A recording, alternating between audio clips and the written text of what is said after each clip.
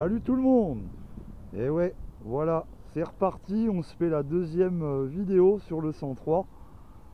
Donc bah cette fois-ci, bah ouais, forcément tu le vois nettoyé dans tous ces recoins. Voilà. Donc pour l'instant, je l'ai juste nettoyé, arrangé deux trois conneries comme les leviers, des choses comme ça, et c'est tout. C'est juste un premier tir, un premier nettoyage, vraiment rien d'autre. Donc voilà, je te laisse voir les petits détails vite fait, comme j'aime bien, comme tu le sais. Et toi aussi, je sais que tu adores tous ces détails croustillants quand c'est propre, quand c'est nickel. Bon, ça cache un peu trop la lumière, désolé. Donc voilà, je te fais le tour vite fait. Et après, je vais t'expliquer comment j'ai fait pour nettoyer tout ça, avec quel produit et à quel moment. Donc voilà, tout ça c'est à peu près bien revenu, hein, et encore que j'ai juste nettoyé comme ça, hein, avec un chiffon on va dire, et puis une brosse à dents, un pinceau, du 8, et déjà c'est pas mal, hein. Voilà, j'ai même pas démonté la mobilette quoi. La roue arrière je l'ai pas encore enlevée, j'ai enlevé que la roue avant, et d'ailleurs c'était pour refaire le graissage de la roue avant. Je vous ferai une petite vidéo d'ailleurs si vous voulez voir comment on fait pour le graissage roue avant, voilà, juste là. Du coup, c'est pareil, ce côté-là, j'ai pas eu trop de mauvaises surprises, hein, en nettoyant. Mais ouais, il y a des défauts malheureusement qui partiront jamais. Jamais, jamais, jamais, voilà, c'est rouillé, hein, ça va jusqu'au bout, c'est bien gratté quoi. Puis bon bah là, on l'avait vu sur la première vidéo, ici, c'est tout creusé, ça c'est mort, on peut rien faire. Bon, c'est pas grave, hein. Là c'est pareil, hein, un beau point de rouille. Voilà, bon bah c'est comme ça, c'est tout. Bon bah ça c'est pareil, je te l'ai bien rebriqué comme neuf. Par contre le phare je l'ai pas fait, toujours pas, mais ça va venir. Voilà, j'ai tout nettoyé partout là-dedans, nickel. Donc voilà, le phare il va rester à être nettoyé aussi. J'ai enlevé toutes les saloperies qu'il y avait sur le garde-boue, les dizaines d'étiquettes d'assurance, sans rien rayer, c'est du propre. Voilà. Donc bah pareil, tu vois la fourche bien nettoyée. Je te montre le côté, on va dire où il y a le moins de soleil, mais tu vas voir quand même. Et voilà, le côté là c'est pareil, j'ai nettoyé comme j'ai pu, hein, brosse à dents et 8 Spirit d'ailleurs si tu veux savoir. Et ouais pareil, tiens, pour la brosse à dents en même temps, à ne pas oublier, faut pas en prendre une avec les poils trop durs, ça va pas aller si tu veux. Donc là j'en ai pris une moi avec des poils assez souples, histoire de pas rayer non plus la carrosserie, hein, parce que tu risques de pouvoir la rayer juste en la nettoyant, ça se peut, hein. C'est des vieilles peintures, donc c'est possible. Donc du coup j'ai utilisé quoi? Belle gomme chrome, belle gomme alu et du Chantecler au savon de Marseille, voilà, avec un chiffon microfibre, hein, tout con, que tout le monde a chez soi, et un autre aussi, mais celui-là c'est pas le même, je sais pas si tu vas voir. En fin de compte il a un côté un peu carré au niveau de la maille, et de l'autre côté on pourrait dire que ça fait presque un coton. Donc voilà, celui-là il est tip top pour finir de lustrer tes éléments quand tu les as nettoyés. Donc du coup moi pour les nettoyer j'ai pris du Chantecler déjà pour la carrosserie, un bon coup de Chantecler sur une microfibre, t'en mets dans un coin là, et puis tu viens nettoyer par petite surface, hein, tu cherches pas à faire tout d'un coup, et dès que tu as fini tu prends ton éponge, un coup dans la flotte, et après tu viens essuyer ton Chantecler, on va dire, parce que c'est un produit gras, produit de nettoyage, il est un peu acide, donc il faut l'enlever, il faut le rincer très vite. Voilà.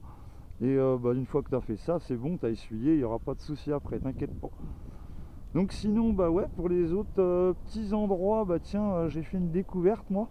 C'est le Wheat Spirit, honnêtement, pour rattraper les chromes, ça le fait vraiment pas mal. Mais vraiment, tu sais, les chromes, voilà, les chromes métal, hein, pas les chromes alu, comme le moyeu par exemple. Ça, du coup, ouais, c'est vraiment bien revenu, hein, il n'y a pas de souci, ça a fait un truc hyper propre, quoi. Bon, sinon, il y a aussi le fait de, comment dire, de refaire un peu le cyclo. Donc là j'ai pris du Belgum alu, bon du Belgum chrome hein, ça le fait aussi, mais je préfère l'alu pour bien l'attaquer parce que c'était bien crade. Et voilà, comme ça on est sûr d'avoir un résultat bien propre. Enfin, bon c'est pareil, petite triche à ce niveau là, il y avait du jeu dans le levier de haut en bas. Et du coup moi j'ai carrément juste repercé pour mettre une vis plus grosse. Voilà, comme ça la poignée et la vis sont au même diamètre maintenant, c'est un peu mieux. Sinon là ouais c'est sûr hein, j'ai refait les chromes au niveau du guidon aussi. Donc voilà, ça c'est pareil, j'ai pris le Belgum chrome. Et au début j'avais pris que le Wheat Spirit. Et ça partait vraiment déjà bien quoi. Donc le compteur, moi j'ai enlevé sa vitre cassée, malheureusement, puis je l'ai remonté. Et d'ailleurs je me suis rendu compte qu'il fonctionnait plus. Donc j'ai trouvé l'origine de la panne, c'était juste l'aiguille qui tenait plus sur le. En fin de compte, qui tenait plus voilà sur la partie qui l'a fait tourner. L'axe en dessous, voilà. Bon, sinon, d'où est-ce qu'on en est de ce que je devais vous montrer? Il va me rester quoi moi? La remise en état de la roue arrière, donc je te montrerai ça si tu veux juste là.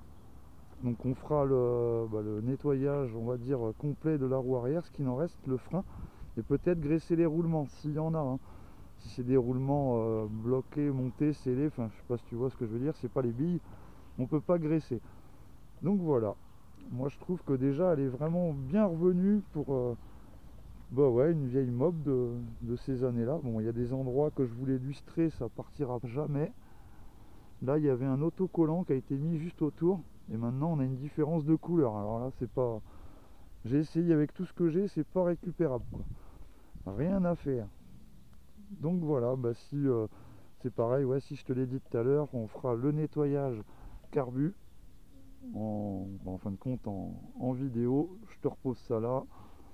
Et voilà, ce sera à peu près tout hein. Après ça on va pouvoir la démarrer. Elle a toujours pas démarré hein.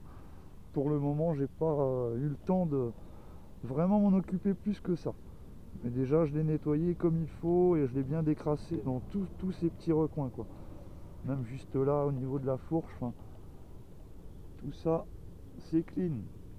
Voilà, la petite plaque, moi elle a morflé un peu là, elle est déteinte. Il y a la gaine qui a dû frotter dessus, dommage.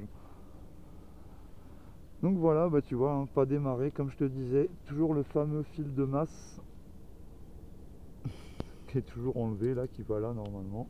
Je m'en suis pas occupé. Et sinon ouais voilà l'état du moteur, tu vois, même le volant, hein, toujours propre, ça j'ai même pas nettoyé. Elle a une bonne compression, pour moi ça devrait démarrer facile, sans souci. Donc je te la pose de l'autre côté pour finir la vue. Donc ouais c'est un modèle à variateur celle-là. Bon variateur c'est pas pour ça que ça va pousser à mort, mais déjà ce sera sympa. Avec tout mon barda autour, on dirait que je viens de la nettoyer ici, t'as vu? Hop, la petite éponge, le truc, machin. Non voilà, sur ce, je vais vous laisser. Et puis à bientôt pour la suite du démarrage, hein, puis nettoyage carbu, le roulement de roue avant. Je vous referai peut-être une vidéo pour le graissage parce que je pense il y aura des éléments que vous n'aurez pas vu sinon. Bon voilà, juste nettoyer, on la fait pas démarrer aujourd'hui, désolé.